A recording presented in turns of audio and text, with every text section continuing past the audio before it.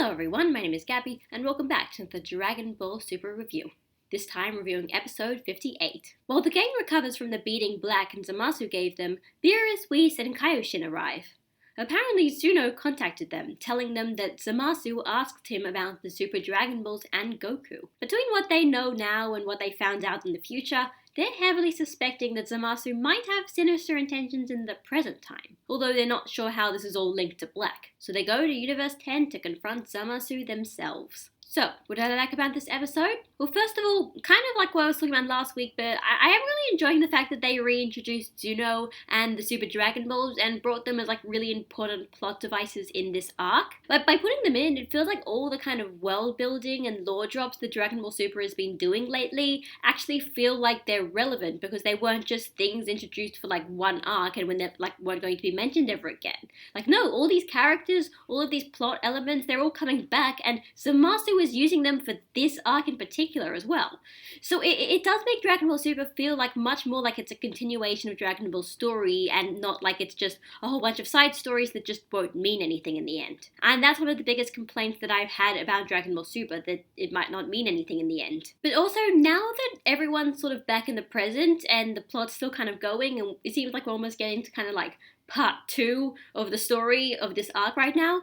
Like, what I'm really enjoying about this arc so far is that it's basically been like a giant mystery story. Like, the whole point of this arc so far seemingly it's not really like, let's go and beat Black, but it's also more like, who is Black in the first place? It's been 11 episodes and we still don't really know for sure who Black is and what this whole situation is in the first place. Everything about this feels like this giant big mystery story. Like they're just slowly giving us more clues and sometimes red herrings and misdirection, and like it's like our job to try and like put all those clues together and then try and like work out exactly what the truth is. And then once you work the truth out, you kind of just like make a speculation thread on Reddit. I really enjoy it, and it's something that I'd never really expected to see from a series like Dragon Ball, deciding just basically go completely off genre and like not really make it a kind of big fighting story, but it's instead this is a kind of a story about mystery. I don't know how intentional this mystery is supposed to be. Like maybe it's just them trying to drag things out for whatever reason, but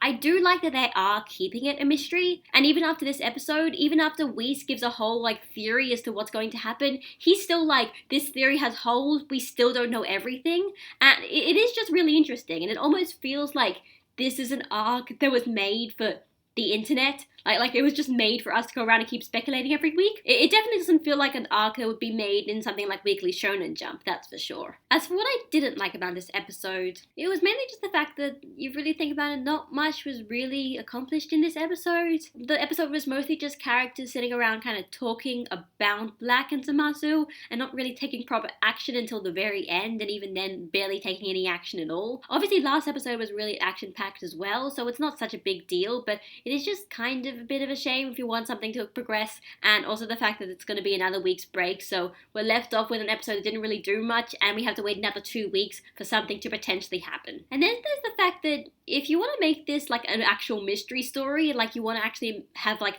put in all these clues and try to make us figure it out like for ourselves, it kind of beats the point if you have an episode where Whis literally gives a long and complicated theory as to exactly what happened. I'm not even sure if Whis' theory is right. For all we know, his thing might be a red herring. Maybe his thing is just trying to get the audience off like the real path or something, whatever. But you know, if Whis basically told us exactly what happened before it actually happened, then obviously that ruins the idea that we're gonna have to figure this out ourselves by being smart. So as for next episode, everyone is seemingly trying to protect Guasu from Zamasu's potential sinister intentions, but considering the fact that the gods seem to have kind of messed up priorities in the first place, it looks like they're going to be a lot of just kind of sitting there waiting for something bad to happen and potentially being a little bit too late to stop the things that are going to happen in the first place. I don't really know how important this is going to be in the long run, but it is interesting to seeing these characters in such a different situation. I mean, once again, you know, when Dragon Ball started, did you ever think you were going to have an episode of just Goku and the gods watching to see if someone is trying to poison someone and seeing if they're gonna like step in at the last minute and save them. I don't think it's the kind of thing you would expect from Dragon Ball, but I do really enjoy it, and I think it sounds really interesting. So that was Dragon Ball Super episode 58. Honestly, not a lot to talk about in this episode, but that's probably because not a lot to talk about actually occurred in the first place. It was kind of a very slow episode, not much was really accomplished, but I do really enjoy if this is really trying to be a bit more of a kind of like mystery story than a like straightforward fighting action story about getting stronger. I enjoy that. Obviously, it's not something you'd expect Dragon Ball to do. It's something you'd expect more from something like, say, Hunter x Hunter, where it goes around and like shifts genres every single arc. But I've got to say that whatever this story is trying to be, the fact that it's not just trying to be traditional Dragon Ball 100% of the time is something I do really appreciate. And I'm actually wondering if they're going to ever do more of it, because it's something that there's a lot of untapped potential of things that Dragon Ball could do that it's never done before. So, if Super keeps going, I'm fine for them like going completely off the walls and doing completely different genres and doing completely different ideas. As long as the same characters are there, and as long as I guess there might be fights at some point. And anyway, so Super is on another week's break, so obviously in the meantime, you guys can speculate and do whatever you want, or maybe forget about it. I don't know. Either way, we've got 2 weeks until the next episode. So this is Gabby, signing out, and I'll see you all in 2 weeks. Bye, guys!